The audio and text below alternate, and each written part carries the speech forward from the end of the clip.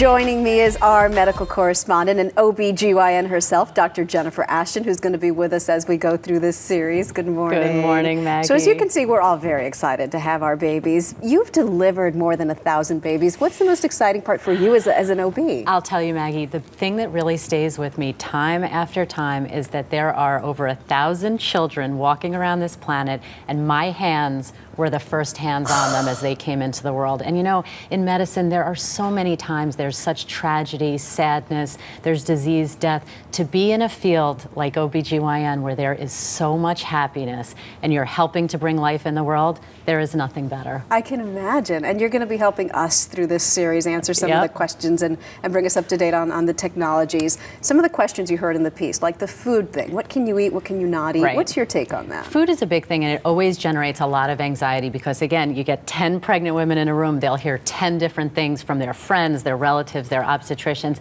I think the idea, obviously, is you want to eat a well-rounded, nutritious diet with which a lot of non-pregnant people don't do. That's true. When you're growing another human being, you want to really put a lot of effort. You want to give it a college try. But there are some things that we normally tell pregnant women, as I'm sure you've heard, you and I have talked about it, that you want to stay away from. And really, they come from the foods you want to avoid.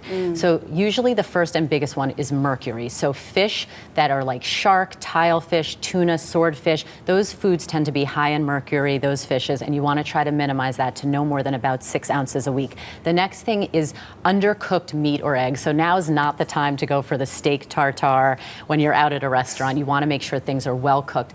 Unpasteurized dairy is a big risk because it carries a bacteria known as listeriosis. So you want to stay for the hard cheeses. You want to avoid excessive caffeine, so you can have 1 cup of coffee or tea a day. Okay. And obviously, alcohol is a no-no. All right, Jen, thank you. So glad you'll be with us for this series. Can't wait. So glad you're here every day in case me and Erica decide to go into you labor guys right have here. your own OB/GYN 24/7. That's awesome. And she's very close. I think she might be in early labor today. Ooh, stay tuned. Just kidding. Stay tuned.